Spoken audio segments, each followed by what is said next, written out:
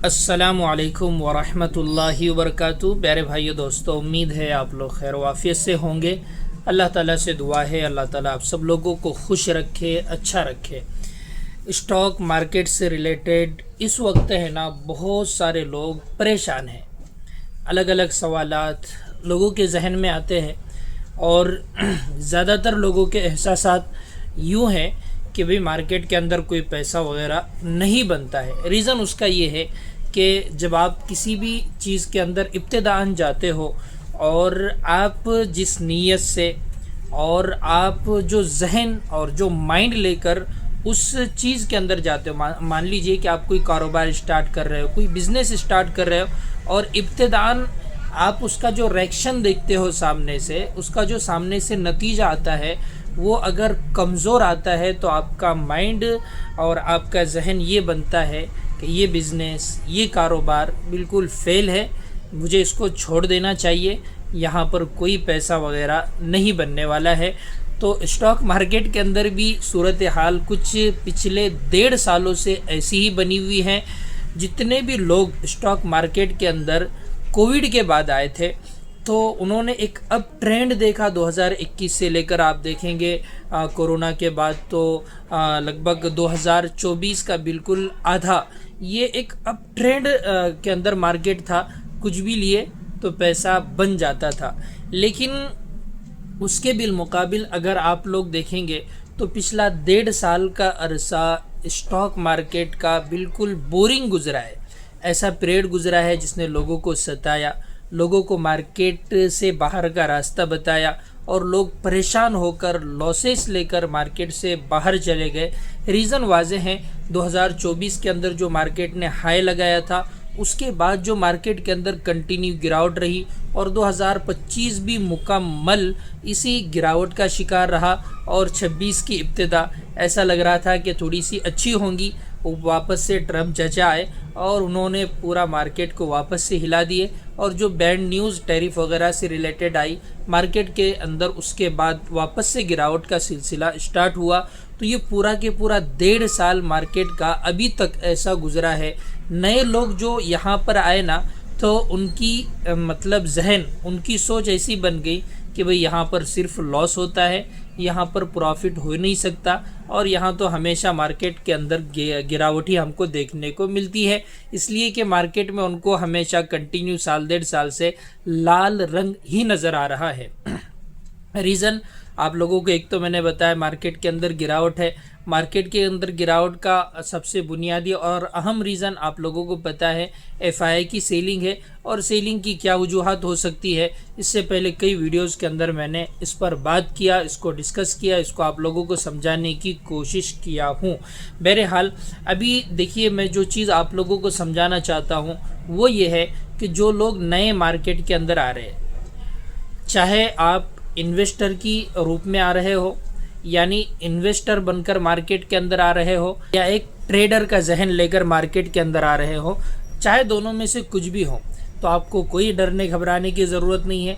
Investor अगर हो तो वहाँ तो बिल्कुल भी डरना मना है, समझ रहे। जो लोग एसआईपी कर रहे हैं वो अपनी एसआईपी को बिल्कुल कंटिन्यू रखिए।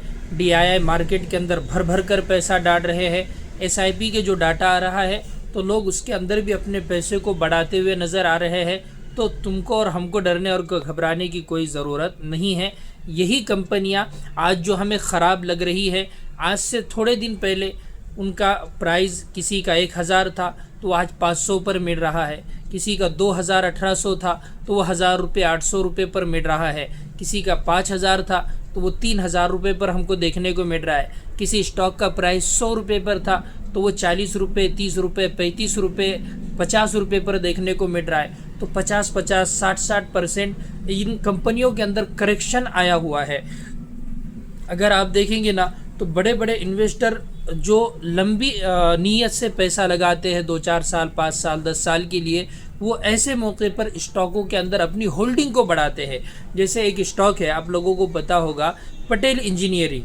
तो विजय कीडिया सर ने मुझे अच्छे से याद है जब 15-16 रुपये पर ये स्टॉक का प्राइस ट्रेड करता था, उस वक्त इन्होंने इसके अंदर होल्डिंग बढ़ाई थी और ये इसके बाद कंटिन्यू प्राइस ऊपर की तरफ जा रहा था। और जब ये 37, साढ़े 37 रुपये, 38 रुपये के आसपास था तो इन्होंने अपनी होल्डिंग को और इस बंदे ने बढ़ाया था और उसके बाद इसने 80 रुपये का तकरीबन हाई लगाया इस स्टॉक ने और शायद वो दरमियान में फिर निकल गए और वहाँ से गिरते गिरते गिरते मार्केट अभी जब 25 रुपये पर उस स्टॉक का प्राइस आया, पटेल इंजीनियरिंग की आप शेयर होल्डिंग पैटर्न जाकर चेक कर लेना तो आपको वहाँ पर विजय केडिया ने इस क्वार्टर के अंदर 1% होल्डिंग बढ़ाया।